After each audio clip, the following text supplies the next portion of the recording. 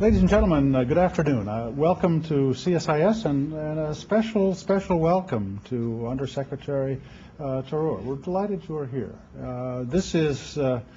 I should tell you how this happened. A very prominent friend of CSIS in New York contacted me and says, "Do you know Shashi?" And I said, "Well, I'm embarrassed to say no. I know lots of people who do, but I don't." And he said, "You know, he's going to be the next Secretary General. You need to get to meet him." And I said, "Well, I clearly do. You know, I absolutely do want to meet him." And this was an opportunity. So I contacted Shashi. This was back in July. And I was starting to realize how his calendar was filling up quite quickly, as everybody else in America and frankly around the world wants to meet this guy too. And I'm delighted that he gave us a window here in September, the first part of September. It was important for me to be able to, not just because I'm trying to suck up in case you're the next Secretary General, to put it blunt, you know, but it's not that, as much as it is for Washington to start seeing the face of the UN again. You know, we've fallen in a bad pattern over the last 10 years or so, where the UN is a contracted four-letter word, you know, in American politics. I think because we're in so many difficulties these days, we're starting to realize that we need a UN. We probably need a better UN than we got, but that's up to us to help do it and not to walk away from the UN. And I think that's really one of the key questions that's in front of us. It's one of the reasons, Shashi, why I wanted you to be down here in Washington, to show a face to Washington and for Washington to start thinking its way through why it is that we need a UN and we need a constructive UN. And you're going to be, I think, a great spokesman today. You've been an astounding spokesman these last years, having been in charge of communications for the UN, but this is a man of great depth that underlies, you know, he's not just a communications guy. This is a guy who was in charge of some very difficult post-conflict reconstruction environments and did exceptionally well. He's had deep experience throughout the range of the UN environment and experience. He's got the kind of depth that we know the UN will need if he is going to be selected to be the Secretary General. I asked him, how the heck do we really pick it? It sounds like this is the only process that's more mysterious than picking a pope, you know, except there's no white smoke or black smoke. I think just fireworks when it's all over. So, Shashi, we're delighted that you're here. We do need to have this starting dialogue. I hope it may be a much deeper and richer dialogue over time. And you're going to help us a great deal, and we hope that you will look to Washington as being a source of strength and help for you. So, without any further delay, I introduce to you the Secretary General of the United Nations, Shashi Tharoor. Thank you. Thank you, John. That really was a terrific introduction. And I must say that I share with you very strongly the view that the UN needs to be seen and heard from more in this fair city.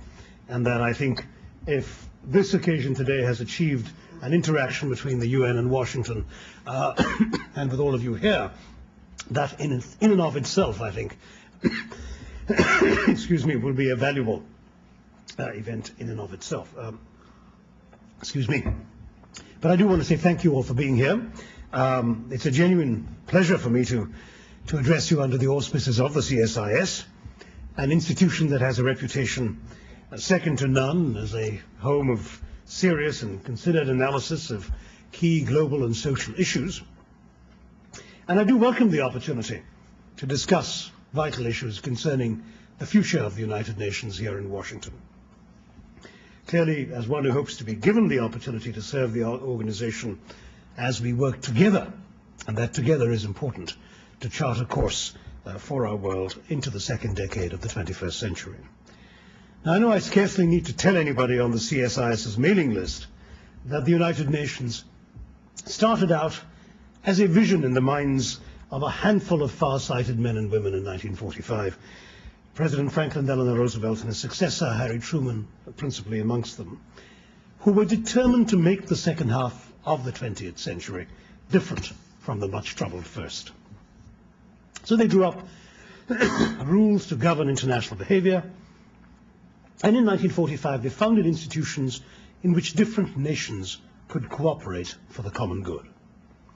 Their idea, which we now call global governance, was to create an international architecture that could foster cooperation across nations, elaborate consensual global norms, and establish predictable, universally applicable rules to the benefit of all.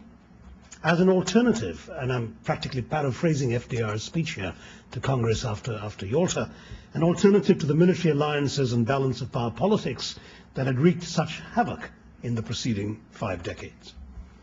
And the keystone to the arch was, of course, the United Nations itself. The UN was seen by those world leaders as the only possible answer to the disastrous experiences of those 45 years before they'd met. 45 years in which the world had suffered 2 world wars, countless civil wars, brutal dictatorships, mass expulsions of populations, and the horrors of the Holocaust and of Hiroshima. So the new United Nations that they were creating was meant to stand for a world in which people of different nations and cultures could look on each other, not as adversaries, as subjects of fear and suspicion, but rather as partners, able to exchange goods and ideas to their mutual benefit. A place where small states and big would be able to work as sovereign equals, pursuing common objectives in a universal forum. And of course, this United Nations was also meant to be a place to provide a means to address what we sometimes like to call these days problems without passports, the kinds of problems that cross all frontiers uninvited. You can name them: climate change, drug trafficking, epidemics, refugee movements, today terrorism, and whose solutions too can also have no passports, because no one country or one group of countries, however rich and however powerful, can tackle them alone. Now, it's the resolution of these problems that remains at the very core of the UN's activities.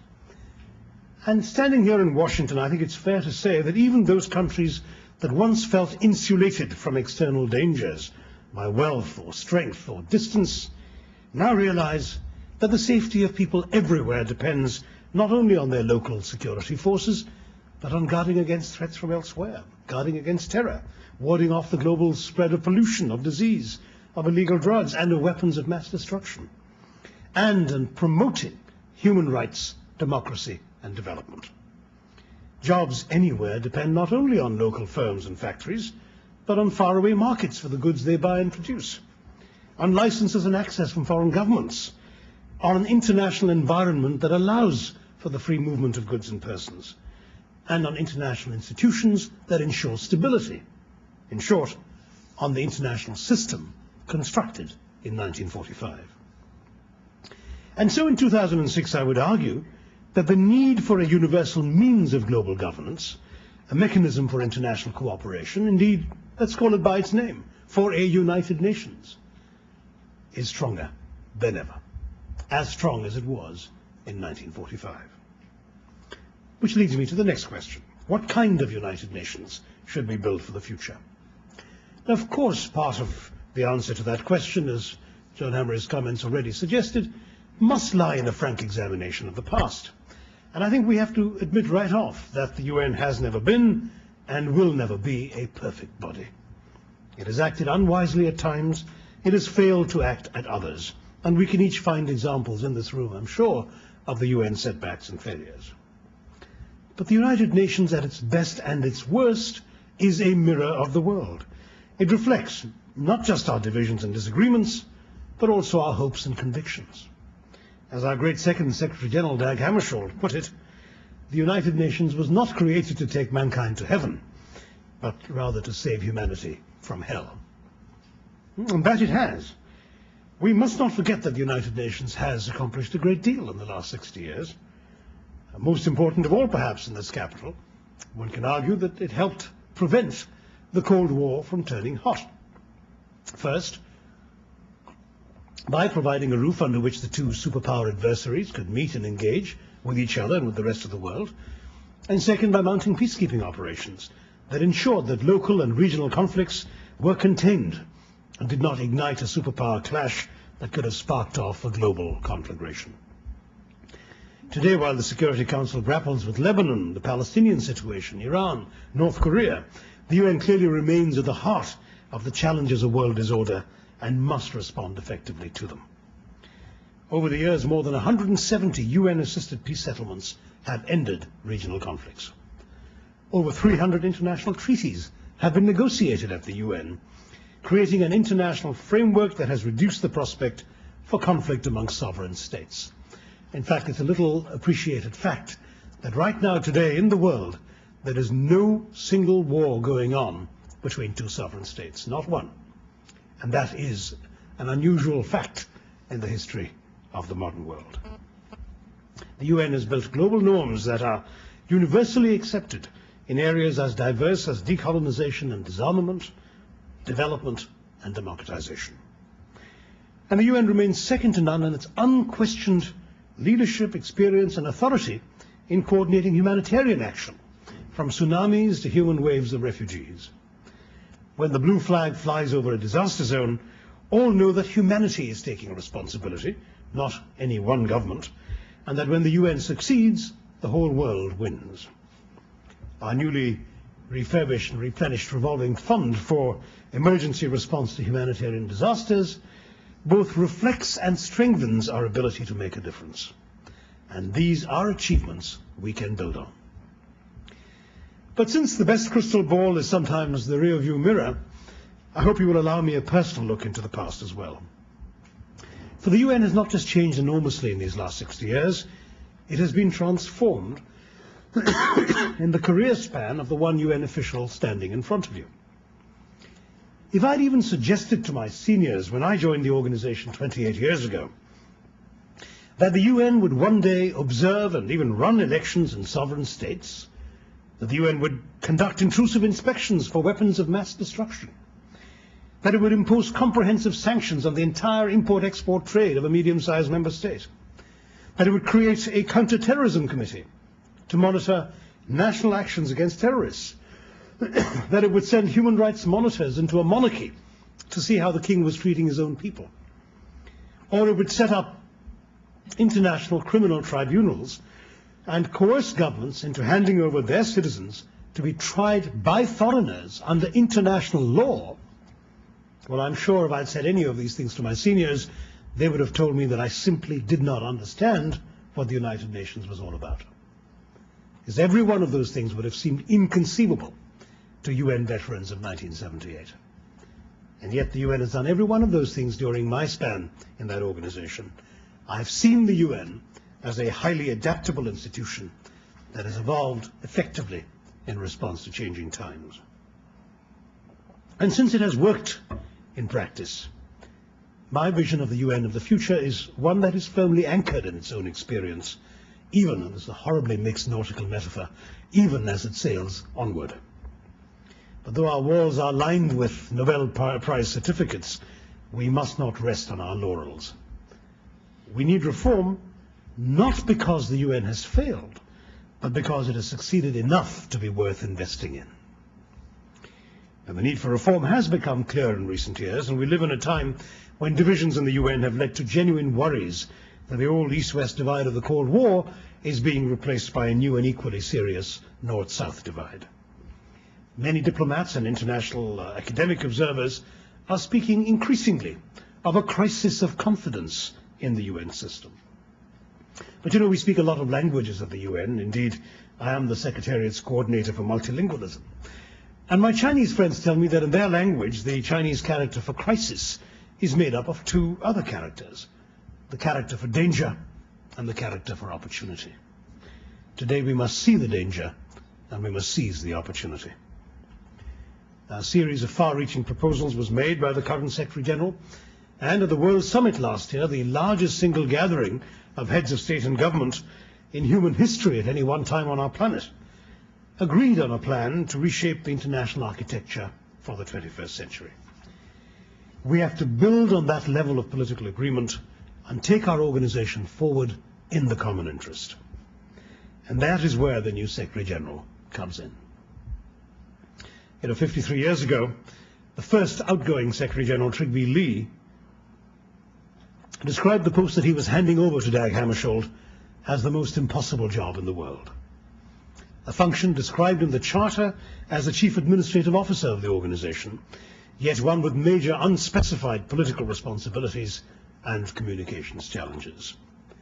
Today, the Secretary-General commands great diplomatic legitimacy and even greater media visibility, but less political power than the language of the UN Charter suggests.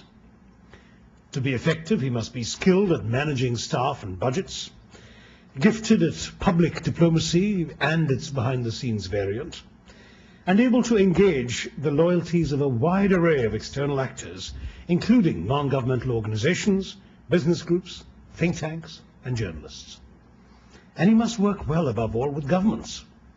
He must convince the poor and conflict-ridden nations of the South that their interests are uppermost in his mind, while ensuring that he can work effectively with the wealthy and powerful North.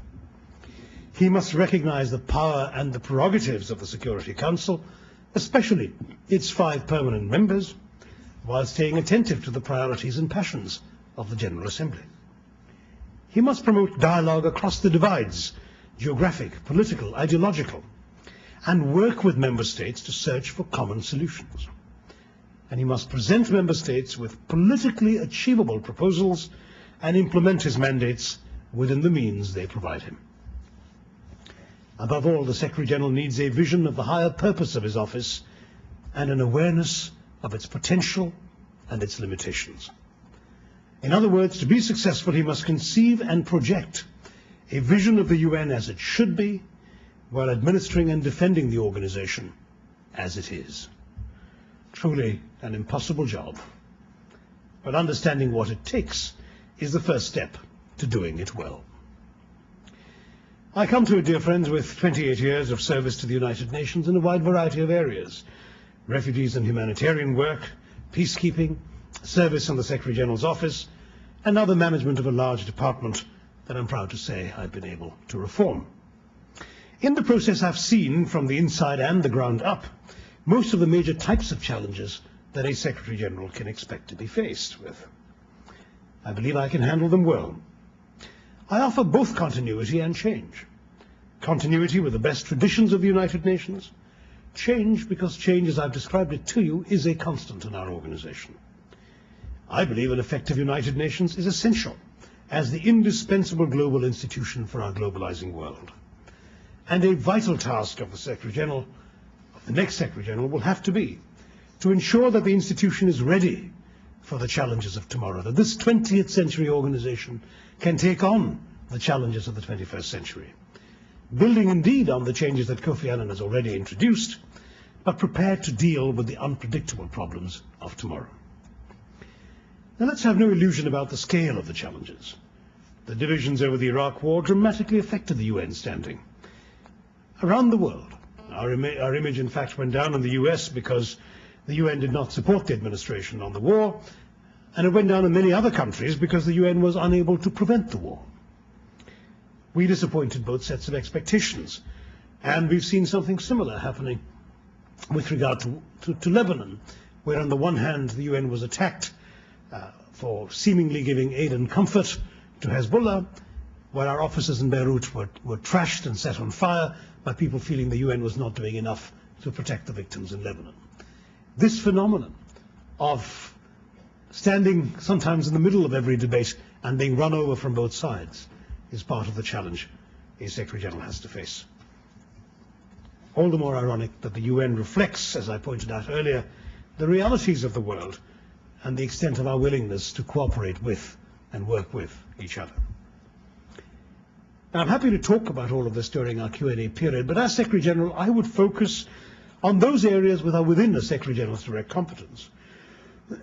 None is more important than the reinforcement of the operational capacity of the United Nations to fulfill the Millennium Development Goals, to mount effective peacekeeping operations, and to respond urgently to crises.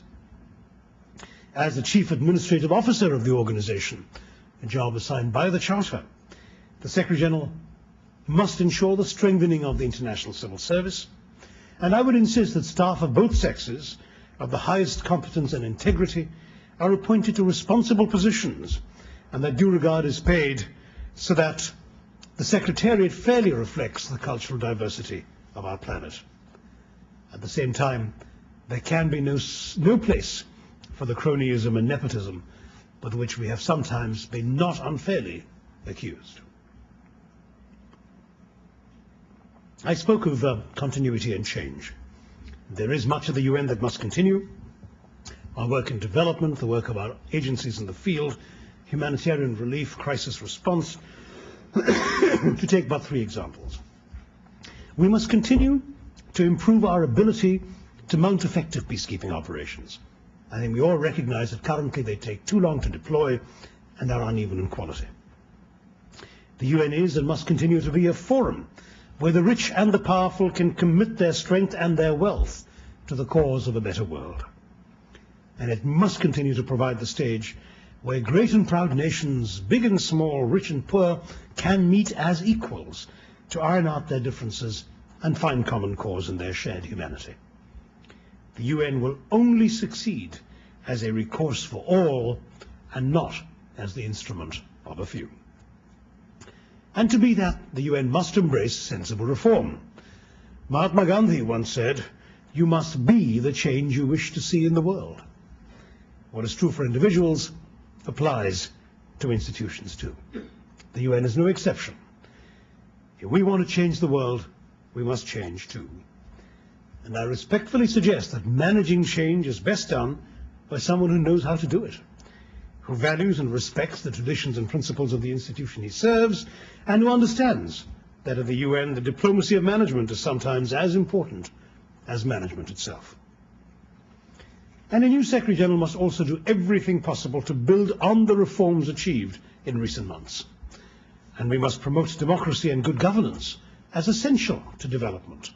We now have a new democracy fund to help us do that, an idea that came from George Bush, but that has been financed not just by the rich West, but by countries like India.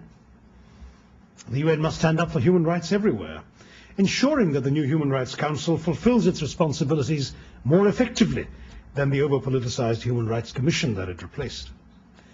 And we must not let conflicts reignite when peacekeepers have left. We must work in the newly created Peacebuilding Commission to ensure that conflict gives way to development and to democratic institution building so that peace is truly sustainable.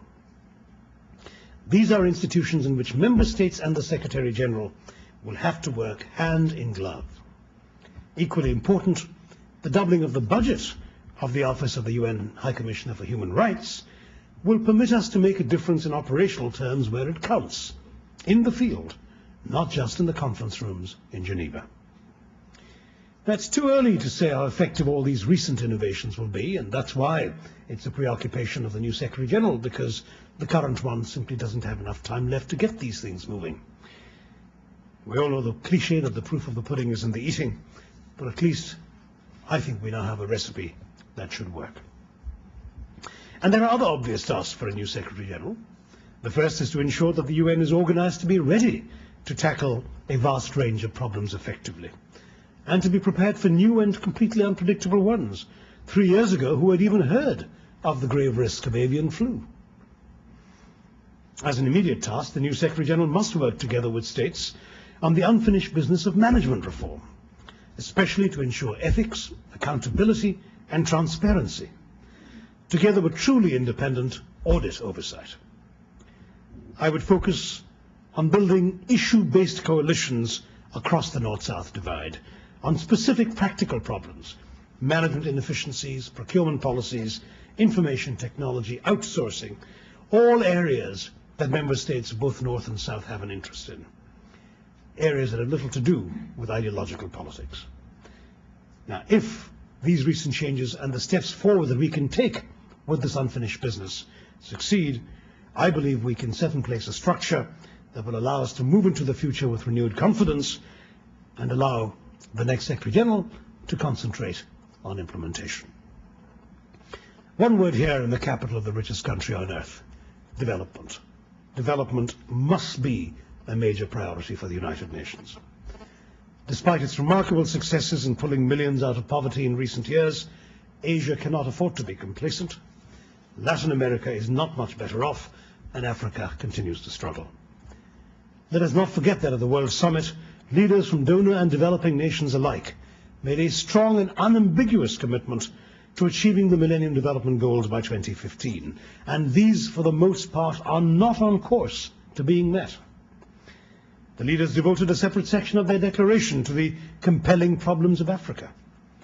We must hold them to their commitments and work to ensure that the world develops mechanisms that should make successful and sustainable development more likely. And not all of this will happen at the United Nations itself. The World Trade Organization, the Bretton Woods institutions have a key role to play. But the UN remains indispensable as the place where political agreement can be reached on development goals, and where the agenda is set on issues that affect the well-being of the overwhelming majority of the world's people, and where the voice of each country is heard on that agenda.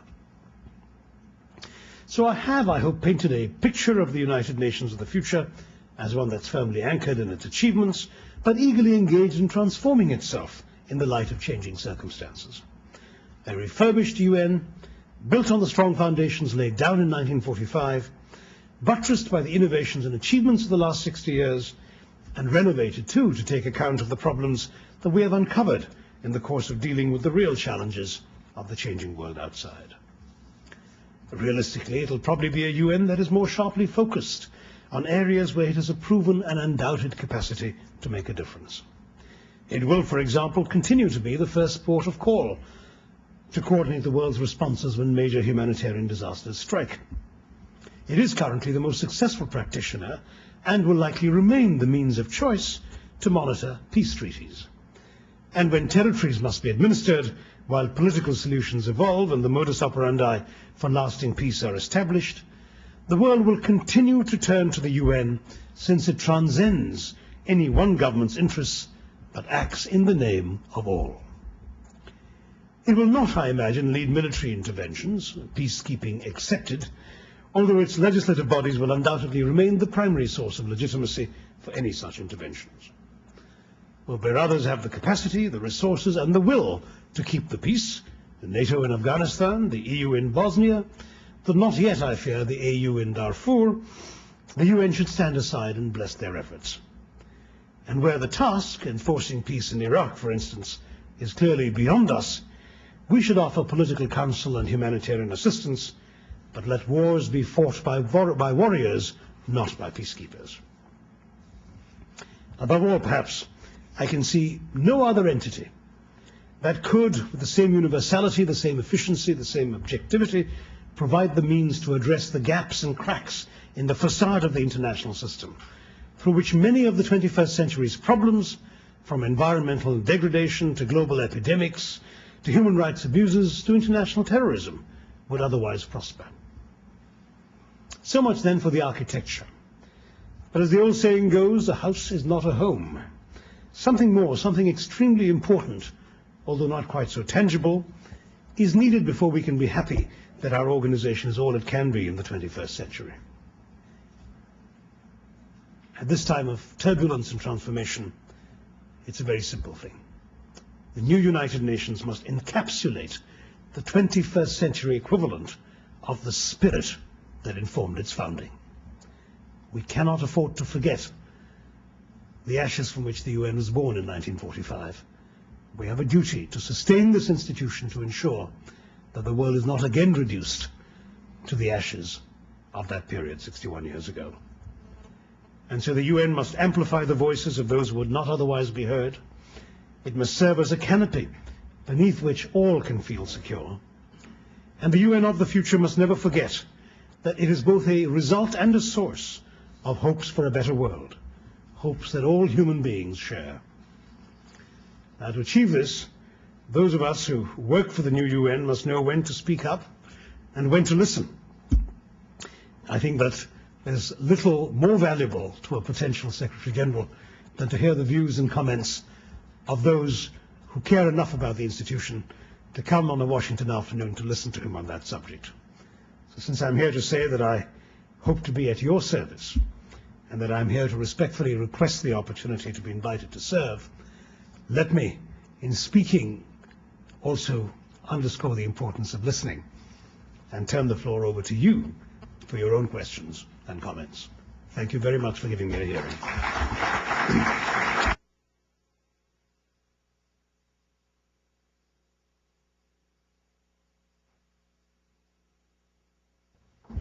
Thank you so much, Shashi Tharoor, for an inspiring as well as practical vision for what the UN might be and what you would like to do with it. The floor will now be yours, though I think I will exercise the privilege of the chair and kick things off. Let me ask, however, that when I do recognize you to ask a question, you wait for the microphone, and there are 2 or 3 of them walking around in the hands of exceptionally talented CSIS staff. Let me also ask you to identify yourself and to be brief, because if I know the CSIS audience, there will be lots of people behind you waiting to ask a question. Let me start off by picking up on one of the things that you identified as one of the key roles, one of the key competencies of the UN, which is mounting peacekeeping operations, and ask, if you were Secretary General, what additional tools, capabilities, resources would you like to see at your disposal to maximize the effectiveness of this kind of operation? We have, fortunately, a very interesting prescription in the Brahimi report of 2000, where Lakhdar Brahimi led a panel of distinguished experts who actually came up with some very constructive and detailed suggestions for reforming the peacekeeping efforts of the United Nations. Some of those have been implemented, some have not. And part of the challenge today is to see where we can take things forward in areas where clearly we have not been able to do as well as we'd like. One manifest problem is the speed of deployment. We simply don't get our soldiers out to operations quickly enough. It's striking that Henry Kissinger was talking about how in 1973, at the end of the Yom Kippur War, the first peacekeepers arrived in the Golan Heights within 48 hours. Well, part of the secret was the Pentagon provided free airlift for them to get out there. We don't have that anymore. We now have to go out and conduct tenders to see which is the cheapest way we can find companies that'll pay, that'll accept a modest payment to be able to take our soldiers somewhere. Governments too seem to have lost a little sense of the urgency behind the need to provide soldiers ready and able to move at very short notice. I think we need to get the world up and running on a much more dramatic, I don't want to use the word war footing, but let me say a peace footing, to be able to do this better. We have more peacekeepers now around the world than ever before in modern history. 86,000 under the UN's own umbrella, going up now in Lebanon by a further 10. We have, if the Darfur operation ever takes off, potentially another 17,000. We also have large numbers of soldiers serving under NATO and under the EU, who are not counted in the UN's figures. It's time we began, as an international community, to organize ourselves to mount, deploy, and command peacekeeping operations with the sort of effectiveness and professionalism that the world has always brought to the conduct of war. I think we really have to run peace as effectively as governments have run war in the past. I'd also very much like to improve our administration of the civilian side of things. It's striking that the UN Secretariat has 9,000 personnel around the world, and the civilian staff of peacekeeping are 17,000, almost double. That again is an area of our work in which we have to make sure that uneven quality is replaced by sustained professionalism. Finally, there's the intangible, and that's what governments on the Security Council are prepared to do.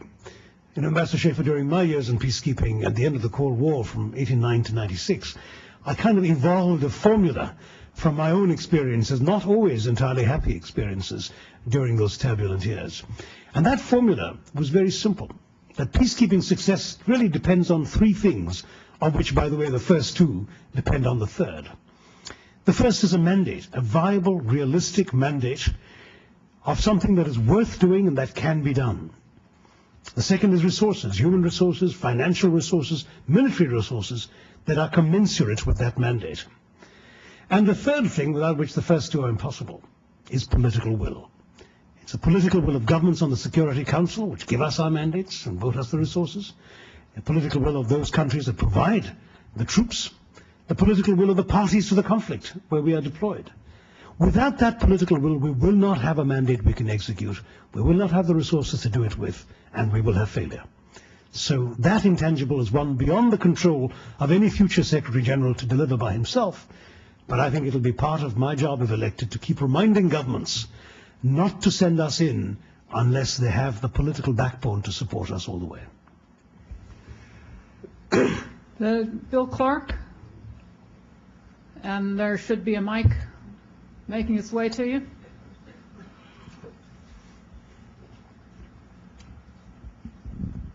Thank you. Undersecretary, let me ask a follow-on question to that, really. There has been talk in the past of having a standing force for the United Nations, which would, I assume, include airlift as well. But what are the prospects of that, and what are your views on actually the implementation of such policy? I'm afraid, the prospects are so remote as to make indulging in a fantasy about that unproductive. In other words, many of us, I think Sir Brian Urquhart, soon after he left Peacekeeping, did a famous article in the New York Review of Books calling for the UN to have its own equivalent of the Foreign Legion. And one can understand the attractions of that. Rapid deployment, troops available at short notice, not hamstrung by political debates in parliaments about whether troops should be provided, and all of that. But the fact is that I'm not sure that there is enough traction in the international community to provide the United Nations with that sort of capacity. Certainly I don't believe in Washington we're going to get much support for the idea of a standing UN force.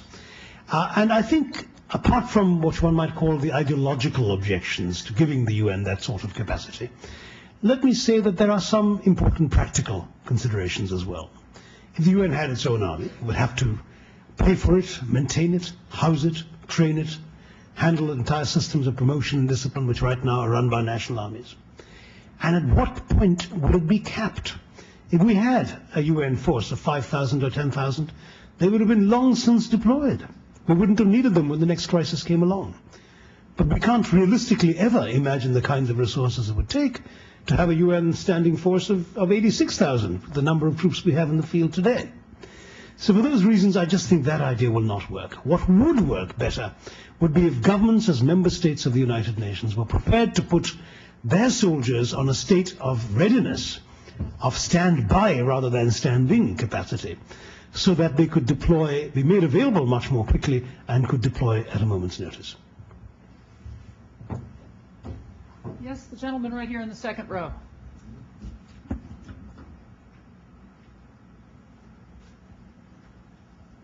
Thank you.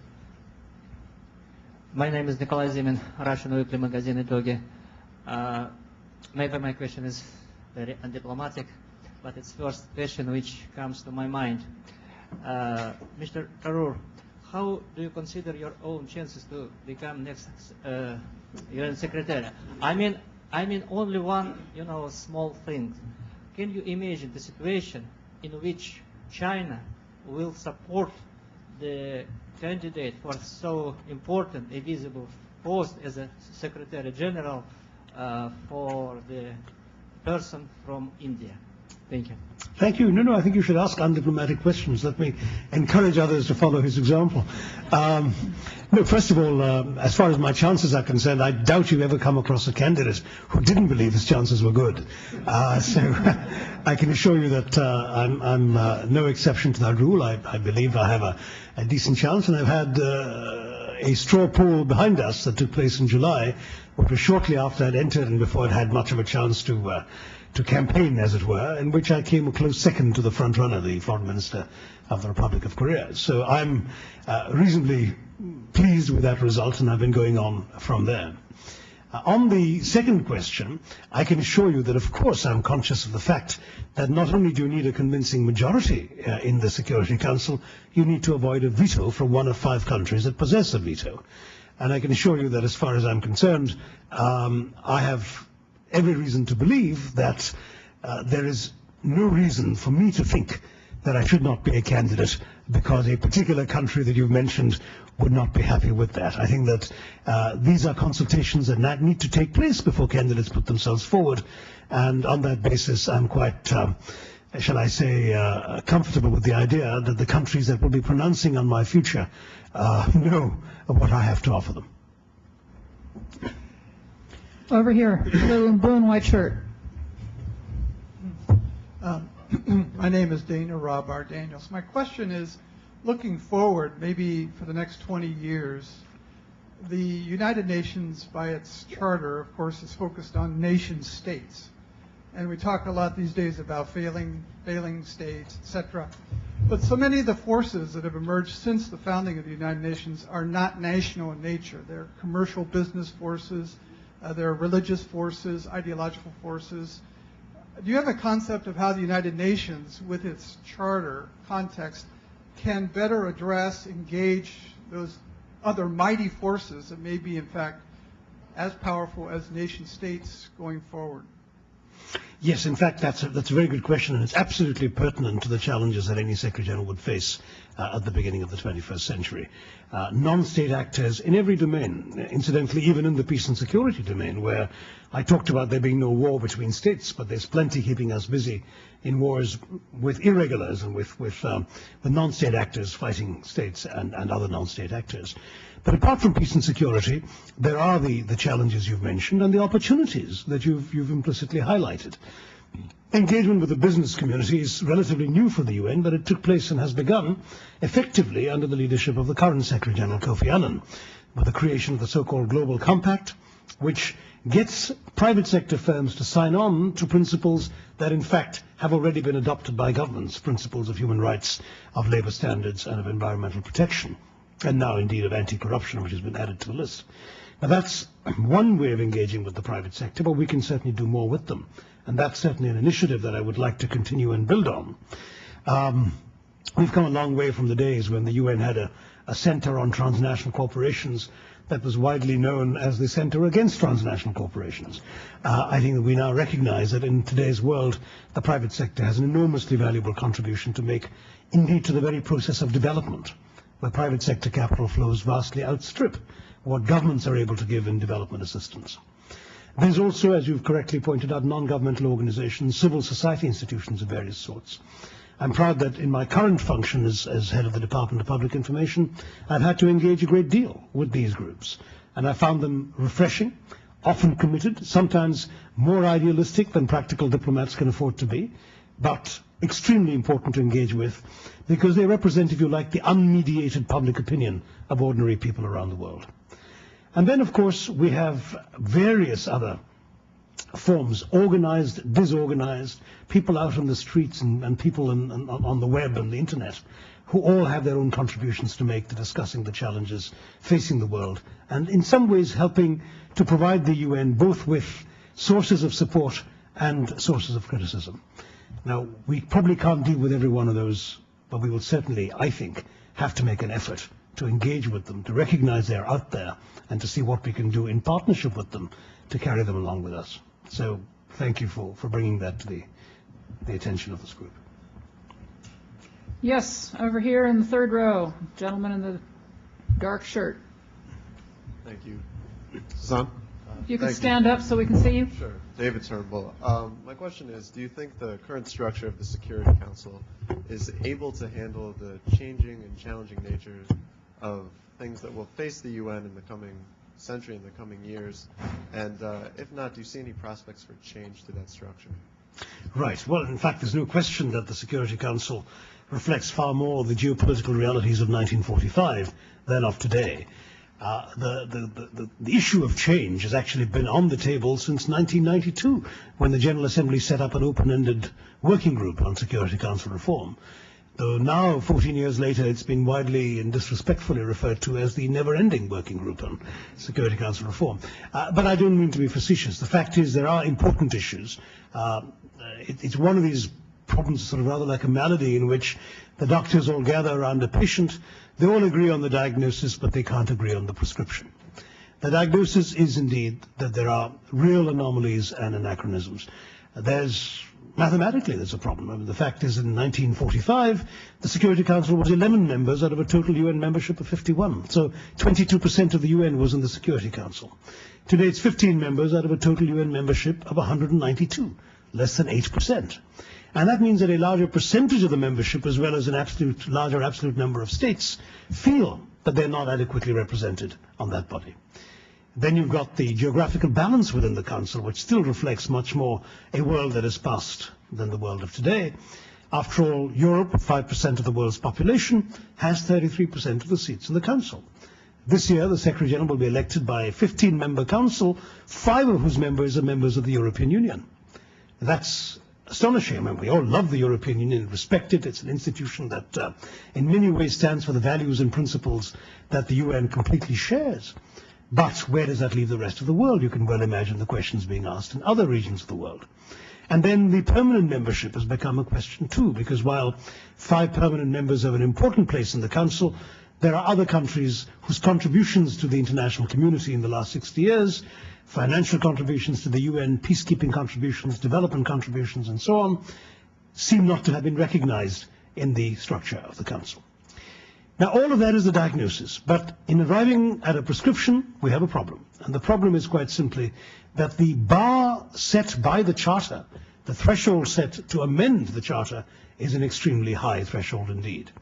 It requires a framework for change to be adopted by two-thirds membership of the General Assembly, two-thirds of the membership of the General Assembly, and then that has to be ratified, and ratification in most countries is a parliamentary process, so it has to be ratified by two-thirds of the world's parliaments, including those of all 5 permanent members. So passing a resolution with two-thirds, which is tough enough, is not enough. It has to be a resolution which you know will pass through the US Senate and the Chinese People's Consultative Congress and the French Parliament and so on, and get ratified in a way that it can be implemented. Until you have such a formula, the short answer is there isn't a concrete way forward for countries to fulfill their aspirations to serve on a larger or more representative council. So as Secretary General, if elected, that is not a subject that I can do very much about other than draw attention to it. The member states are the only ones who can decide, because it's their political will that will determine whether a framework can be agreed on the basis of which such a solution can be found. Way over on this side.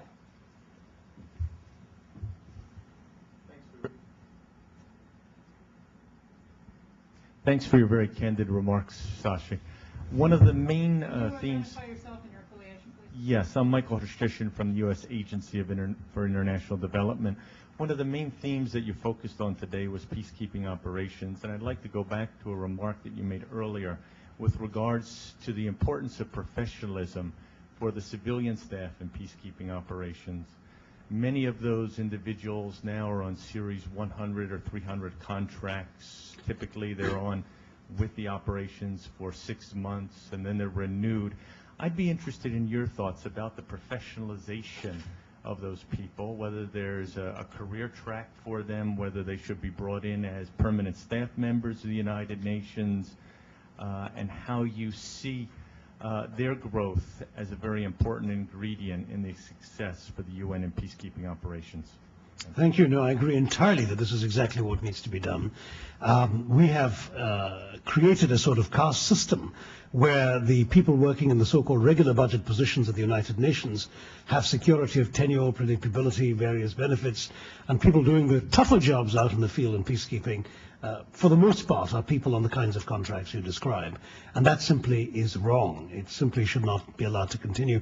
We have to recognize that we are no longer an organization which people join because they want to run conferences or conduct important negotiations alone. Those are all important things we need to do, but we also have to recognize that being a UN official ought to involve an opportunity to make a difference out in the field and to bring your knowledge of headquarters to work in the field, and indeed in turn to bring your knowledge of work in the field to headquarters.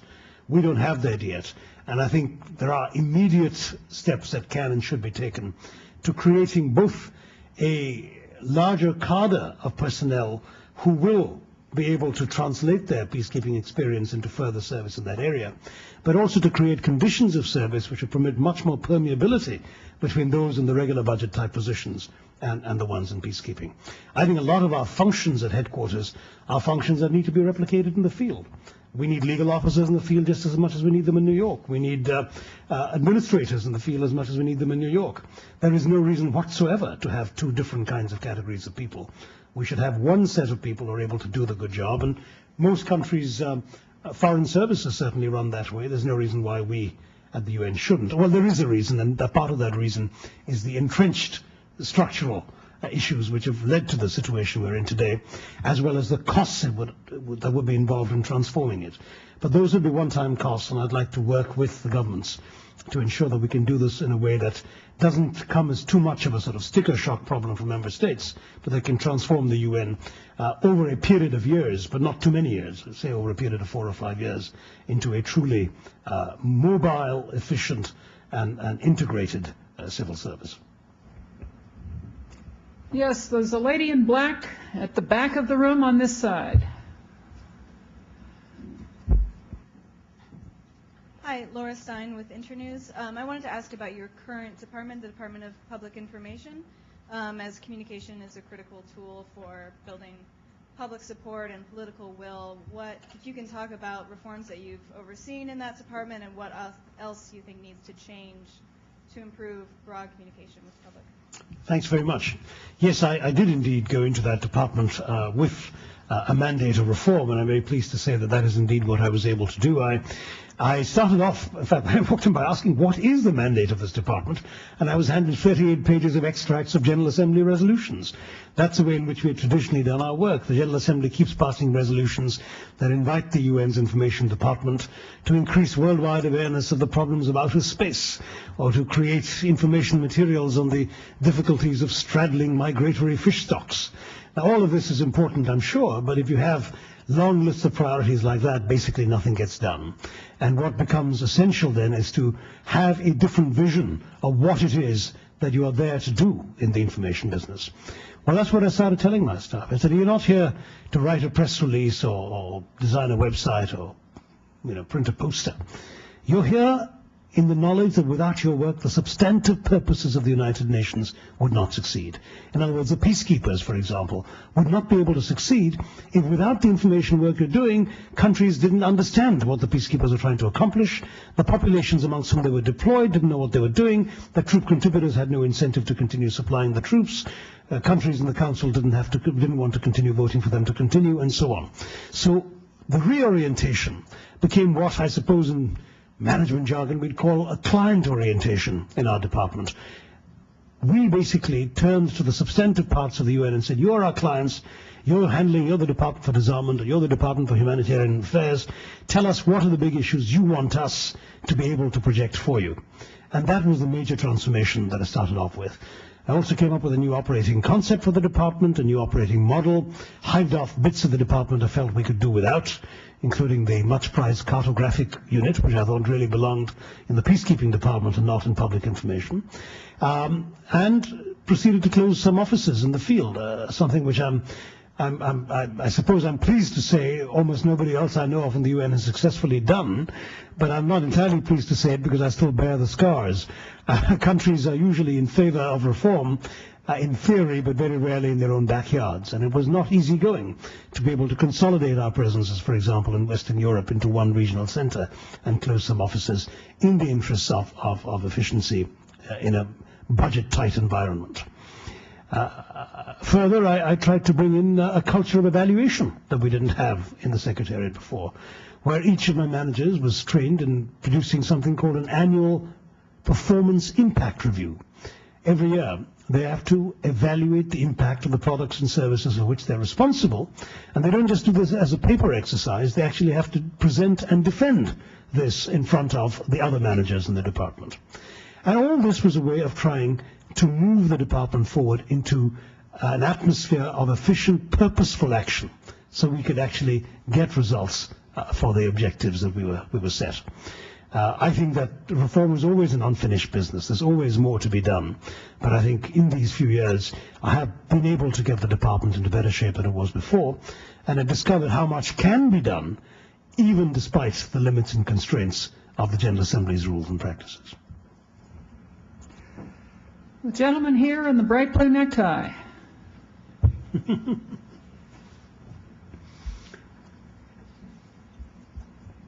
you. Well, I guess I chose the right tie. Howard LaFranchi with the Christian Science Monitor. We have two high-profile situations right now where countries are snubbing Security Council mandates. Of course, Iran refusing to cease enrichment of uranium, and then Sudan, which is not accepting, at least for now, peacekeeping force. I'm wondering if you see this kind of defiance of the UN increasing, why that might be, and what, as Secretary General, you might be able to do in that kind of situation. Thank you. And I might say that though I've never met Mr. Howard LaFranchi, I've enjoyed your pieces for quite a while now. Your byline frequently features in the UN's press clipping service, so you have a readership in our building. On the two issues you raise, I think these are both serious ones, and they do demonstrate some of the limitations of how much any international organization can impact upon the decisions of sovereign states. In the case of Iran, as you know, the Security Council unanimously resolved that Iran had to stop doing certain things by a certain date. Iran has apparently not yet done so, and therefore there is a question now of how the Security Council will react. Now, this is a matter for governments, not for the Secretary General, but the governments are busy consulting each other. I know there are meetings taking place even today in Europe as we speak, and that the process of consultation is bound to lead to some decisions which will be aiming at promoting compliance from Iran with the demands of the international community. Is that defiance, or is that a normal process of member states bargaining with each other? That becomes almost a definitional issue. But I wouldn't speak of it as if there is some sort of repudiation by Iran of the entire United Nations, because Iran works within the United Nations on a whole host of other issues day after day. And it's not been that long, a couple of days, since Secretary General Kofi Annan was received by President Ahmadinejad in Tehran to discuss the problems in Lebanon. So Iran remains, as a member state, a key partner of the United Nations, and I would try not to lose sight of that, even if on this particular issue it is not indeed in compliance with what the Council has demanded. On the subject of Sudan and Darfur, there is no question that both in theory and in practice, the right of a sovereign state to refuse to receive foreign troops is something we would all have to recognize and live with. I say in theory, and that of course comes from the Charter, the prerogatives of states, but also in practice, because what's the alternative? If a state of any size says to you, I'm sorry, I'm not going to allow your troops to come in, the only way you can go in is essentially by going to war with that state. And at this stage, I'm unaware of a single member state of the United Nations that is prepared to or is contemplating going to war with Sudan to get its troops in to keep a peace that it will then have violated. So the bottom line is both a theoretical one and a practical one. You do have to decide, indeed, what exactly is permissible on the part of states in the ways in which they treat their own people. We have just less than a year ago seen the world leaders adopting the responsibility to protect as a norm. And clearly when citizens of a country are not being protected, there is a duty on the part of the international community to draw attention to it. But there is no realistic, practical, or legally justifiable way for the international community to push troops into a country against the wishes of that sovereign country's rulers. Gentlemen, most of the way back. Yes, you, sir. Ethan Madhav with USAID. My question is, as you yourself said, there are currently no conflagrations between two sovereign powers. How then would the UN change itself to deal with non-state actors such as Hezbollah and other issues that may come up in the future? Thank you. Thank you, Nathan. Good to see you here. There's a brave young man who lost a limb trying to protect vulnerable people in Africa, and I'd like to congratulate you for being here. I just want to say that as far as actors like Hezbollah are concerned, we have had to deal with them in practice in a number of situations. I mean, we've been deployed in southern Lebanon for years. It's not as if we have in the past not had to engage with important groups that are indeed not only not states, but in some cases exist in opposition to states. That's not the case of Hezbollah, which has two ministers, two cabinet ministers in the Lebanese government. But there are other entities we've had to deal with over the years in different parts of the world. I think there is a distinction to be drawn between the formal relationship that the United States has with its member states, and the United Nations has with its member states, and the practical arrangements by which UN operations in the field deal with whoever can be an asset or an impediment to their work. And that applies to our humanitarian operations, our development projects, and indeed to our peacekeeping operations. We do deal with whoever we have to deal with to get the job done. There, gentleman in the blue shirt. Yes, you, sir. Hello, Dr. Tharoor. My name is Tony Fleming, editor of UNSG.org. You've mentioned in recent weeks that this is the most transparent process ever in the selection of Secretary General, a job for which one used not to have to campaign. Finding yourself in that position, I was wondering if you could tell us a bit about your campaign strategy, and specifically meetings that you have held with government leaders, ambassadors, and foreign ministers. Were they limited to Security Council members, to regional groups, and how were they organized? Thank you. And Tony Fleming, who I'm also meeting for the first time, runs a very fine website called UNSG.org, which I must say I don't often have enough time to look at, but people who do look at it tell me it's the gold standard these days on SG elections. So congratulations, and let's all hope that it itself becomes an embodiment of the transparency that you're asking about. But in fact, that transparency is important, and I think it's important to take a few minutes to discuss this issue, because this year we have seen a process that has indeed been more transparent than any Secretary General election that I'm aware of in the past. It's striking, when the year began, in fact, people in New York began to comment that the World Economic Forum in Davos had a panel with the then pre-declared candidates and two putative candidates, in which they were able to lay out their visions for the organization and take questions from an audience largely comprising of businessmen, when that practice was not even followed by the United Nations in New York.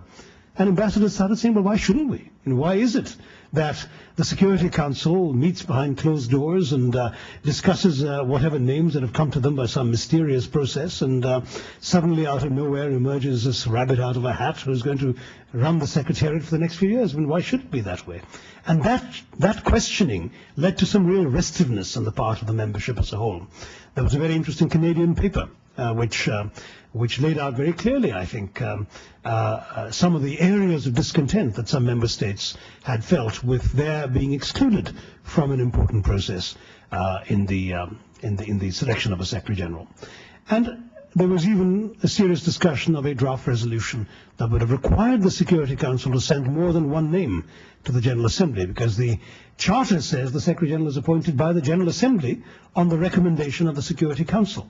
But in these 7 Secretary General elections so far, only the recommendation of the Security Council has mattered. Footnote, renewal of Trinidad, different, but we can talk about that separately with the historians in the room. But otherwise, only the recommendation of the Security Council has mattered. And that recommendation, of course, has always been a one name. The Council has been doing that on the basis of a General Assembly resolution that asked the Council to do that. So some governments started saying, well, why can't the General Assembly take away what it has given by passing a new resolution asking for more than one name? Now, all of this restiveness clearly had an impact on the process. And the Security Council responded to this by saying, hold it, don't break all the china. We can actually respond to the need for transparency by being more open about what we're doing. There was the decision by the presidency in June, the Danish presidency, to meet with the presidency of the General Assembly and write to all member states saying, we will discuss in July names of candidates for the Secretary Generalship that will be submitted to us by member states. So suddenly, member states woke up and said, okay, there is a process. We nominate people. Let's do that. And 4 member states did so immediately. Then there was the so-called straw poll. We as candidates were formally encouraged by the Security Council to present ourselves to member states and regional groups. I actually got a call from the July presidency of the Security Council saying, we know the straw poll comes a bit soon for you since you've just announced, but in any case, we are encouraging candidates to go off and meet with member states. Why don't you do that? And I've taken them at their word, and indeed I am, as you say, campaigning. I've taken leave of absence. I'm using up pretty much every day of leave I've earned since I joined the UN 28 years ago, but I am in the process putting out my message, and not just to governments, I might add. I mean, I have had the privilege of meeting with government leaders, principally foreign ministers really, in many countries, mostly but not exclusively Security Council members, because if a government is interested in talking to me, I'm interested in talking to them. After all, eventually, I would hope to be Secretary General of all 192 countries and their stake in the organization. But also, I found it valuable to have this kind of public discussion. The regional group meetings have been terrific. They were closed-door meetings. But that was, in each case, I can only speak of my own experience, about 2 to 2.5 hours of genuine give and take with ambassadors, starting off with something like a 20-minute statement by me, and then real exchange of questions, even tougher and more undiplomatic, sir, than the one you mentioned you were asking, which actually meant that even if nothing else comes out of this, and certainly only one of us, and maybe not even one amongst us, can triumph in this process, the process will have at least prompted a serious degree of reflection on the part of members of the organization about its nature, its purpose, its future direction, that can only be healthy, whatever becomes the outcome.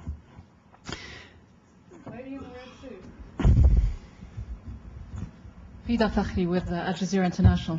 Mr. Tharoor, as you well know, over the last few years, one of the main concerns expressed by member states of the United Nations, member states from the South, those who make up the bulk of the membership of the General Assembly, is that their voices are increasingly ignored or marginalized, and that this has happened to the advantage of member states in the Security Council, particularly those from the North, permanent members of the Security Council. What would you do as Secretary General to better reflect the views of the developing world, given the increasing influence of the US and other permanent members of the Council on the political decision-making at the UN? On a personal note as well, could you give us an idea of what you think is the one quality that would make you a better Secretary General than the other candidates vying for the post?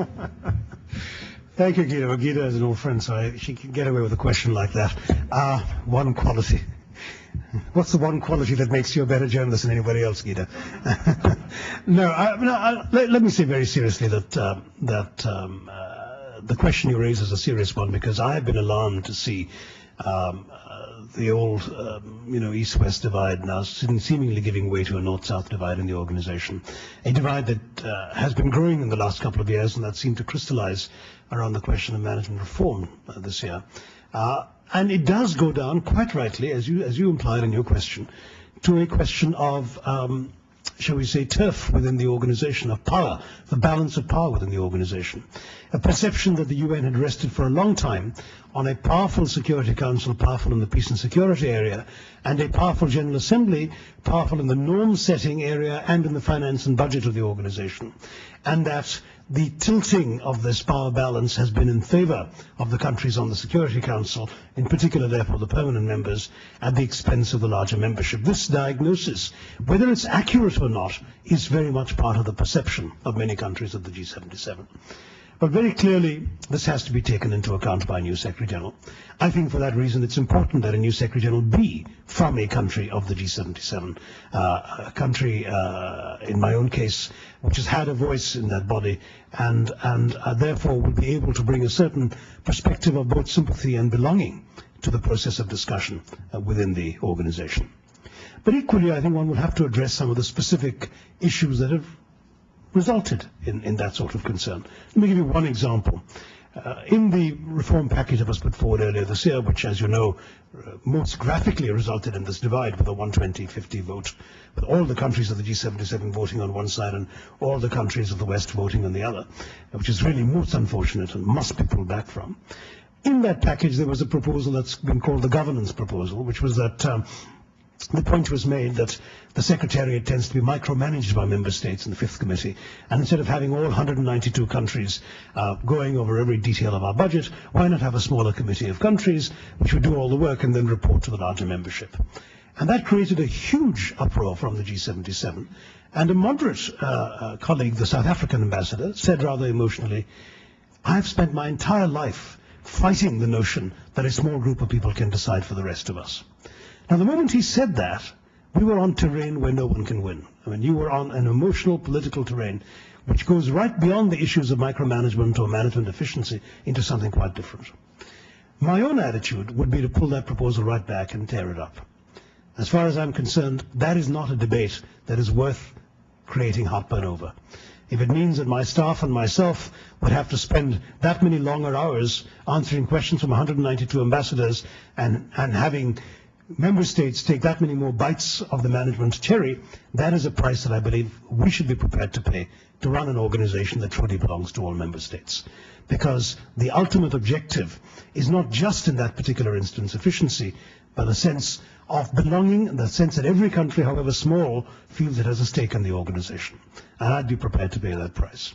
So that's one example, but I can give you several more of ways in which I think a Secretary General, through a process of listening and a process of understanding where the concerns are, can redress this balance of worry about the way in which the power within the organization lies.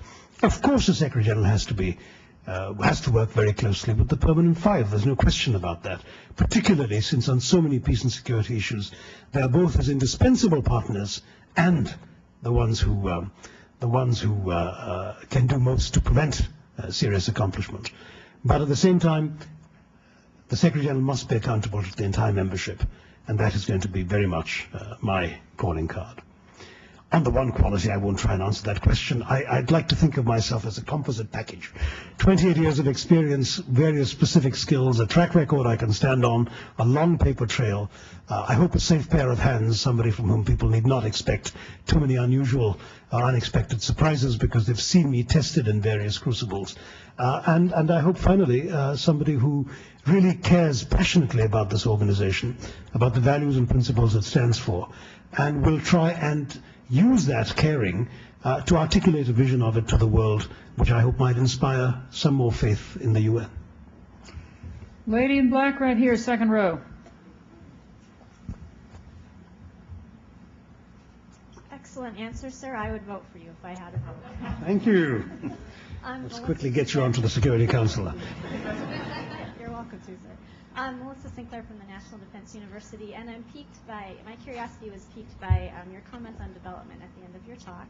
And this is a very basic question, forgive me for oversimplifying a complex issue, but you made reference to the richest nations in the world, to the WTO, to Bretton Woods, all these different things, but really, sir, what are the major obstacles to development, and what can the UN do about those things? Well, there are very many major obstacles to development. There's everything from the dead weight of history, of distortions that have occurred in many developing countries, often during the colonial period and after. There's the fault, if we can use that word, of developing country governance itself, when in many cases the practices of governance have not kept up with the needs of people. Corruption has been in many cases endemic and has been a problem. There have been some basic problems arising from resource scarcity. When you just don't have enough to be able to invest to bring about change, change is slow to follow. All of these elements and more have to be taken into account. As you know, development economists have argued for years over what the right mix is and the right formula is, and I don't think any Secretary General is going to consider himself to be the repository of all the received wisdom about how to move forward. National governments must take ownership of their own national development strategies, and the UN must be prepared to offer them good examples of best practices that have worked, but leave it to them to bring about their own results and to merit, therefore, more assistance to improve the results they brought about. I've gone into a little more detail on this in a response to a questionnaire that an NGO coalition sent out to the candidates. It's up on their website at unsgselection.org, and it's up on my website as well at shashitharoor.com.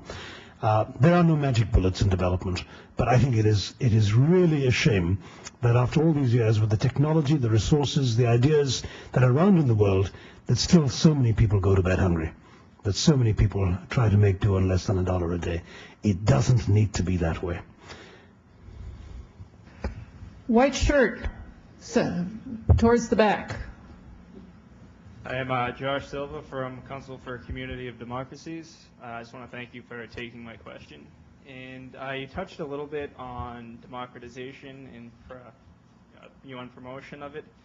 And I was wondering if you could tell me a little about what you think the role in the future would be for the Democracy Caucus. Thanks. Democracy Caucus, you said? Oh, I see. No, I thought you were going to ask about the Democracy Fund, which is within the Secretary General's capacity to strengthen, to lead, to push, and I will do all of that. The Democracy Caucus idea is a different one, and that's a political idea to try and get a few countries together as democracies to sort of serve as a kind of lobbying group within the UN and in international affairs. And I must say that while there are some advantages to such an idea, there are some obvious disadvantages as well. One of which is that it's in the nature of democracies not always to agree with each other, so that whether the Democracy Caucus as a caucus will necessarily see all issues the same way remains to be seen. And whether they'll work together to pursue common issues also remains to be seen. The second is most democracies also have other allegiances, and that those other allegiances sometimes will dictate the positions they take. The members of the EU are all democracies, but as a caucus, they do tend very often to concert their positions as the EU and have one person speak on behalf of the EU. Are they going to suddenly give that up to do this as part of a democracy caucus? I'm not so sure. There are democracies like India which attach a lot of importance to their role in the non-aligned movement or in the G77. Would they allow loyalty to a democracy caucus to trump the positions they've taken in these movements? I'm not so sure. So for all of those reasons, these are interesting ideas that member states should pursue. There are always various ways in which they can organize themselves. But to me, the work of democratization that really matters is democratization in the field, in countries around the world. There are many countries that really have become democracies and are struggling to strengthen their democracies, but that need resources, expertise, money, advice from an institution that is not tainted by being, shall we say, the agent of the foreign policy of any one country. And that's the great advantage the UN brings to the table when we do democratization. We can have, through the Democracy Fund, assistance given which may not even involve, for example, let's put it bluntly, a Western advisor landing on an African country to tell them how to do something. You might have, if somebody wants to set up an independent electoral commission in a new democracy, you might have very useful advice coming from India. You might turn to Sweden to tell you how to set up an ombudsman if you want to. These are the various ways in which the UN can pull together best practices from different parts of the world and encourage countries, therefore, to learn from and develop and strengthen their own democratic practices and aspirations. Yes, here in the third row. You've got a mic coming. And if you could identify yourself, please. I'm Colonel Tim Cornett from the U.S. Army Peacekeeping and Stability Ops Institute. To give you some context to my question, I served at UNDPKO for 3 years as a planner. When were you there? From 2000 to 2004. My question builds on some of your observations of the huge increase in peacekeeping, the number of forces deployed, the changing environment peacekeepers are in, but also brings about the question about reforming the staff or improving the actual staff at DPKO and the Secretariat. I know you're aware, but one of the challenges we have with managing peacekeeping missions that the UN has is there's a military division of, I think, 86 officers seconded, and those 86 are divided among 4 different services, and they rotate usually on a 3-year basis, so you have a 30% turnover rate. Do you think that is the kind of structure that can competently cope with the challenges of 18 or 19 missions and 100,000 peacekeepers deployed? That's a good question. I'm assuming that your answer is embedded in the question, Colonel. I think we need to look at all of that. In fact, there is no doubt as to why this is the case. It's because we can't take on serving military officers full-time on our staff, so they have to be seconded. And most militaries are reluctant to second their soldiers, particularly officers of a certain rank, beyond a certain period of time. It's often not in the interest of the officers, too, if they want promotion back in their national services. And that gives you some of the challenges we'd have to face in rethinking that. But point noted, and I will certainly give it some thought when I get back to deal with these issues. Let me add one more thought on peacekeeping, which I intended to when Teresita asked me that question. And that is quite simply that there is one other development since my time in peacekeeping, which is 10 years before yours, that I think needs to be reversed. And that is the fact that 90% of our peacekeepers in the field today are all from the South. When I was in peacekeeping, UN peacekeeping looked like the United Nations. I mean, we had Brits and French and Canadians and Irish and Scandinavians all serving under the blue flag. Today they're not. And that, I think, is extremely worrying. And I think it's extremely important that if part of the problem is we haven't built up sufficient confidence in our command structures and in the way in which we run peacekeeping to give these countries a reason to come in under the blue flag, then we better get our act together and do that, because I think it's extremely important, as we're seeing with Lebanon now, that countries from all parts of the world serve in peacekeeping, so that the United Nations-ness of peacekeeping is always preserved. We are running close to the end of our time, and I'm afraid we only have time for one more question, and I'm going to take this gentleman here in the second row. Mr. Tharoor, Parameswaran from Agence France Presse. Just a quick follow-up to the question on Iran. What is the threshold for diplomacy in resolving the Iranian question, which has, one, been around for a long time, and two, which is a very sensitive issue in relation to nuclear? I'm not quite sure what you mean by threshold. I mean, after all, as you said, diplomacy has gone on for a while yet on this area, and we've actually seen the sort of P5+1, that is, the Germans being actively involved. We've seen the EU3 traveling to Tehran. We've seen a Security Council presidential statement and a Security Council resolution. And now the question is, how do we actually move in terms of what should be done to promote compliance with that resolution? That is a process that is actually underway. So in that sense, the threshold has been crossed in the sense that diplomacy is being used. And that's, maybe I've misunderstood the nature of your question. If you mean, when is the threshold for which diplomacy should be given up and something else tried? I mean, obviously working at the UN, we are in favor of trying diplomacy all the time. By and large, it tends to produce results. Well, let me ask you to join me in giving a big thank you to Mr. Shashi Tharoor.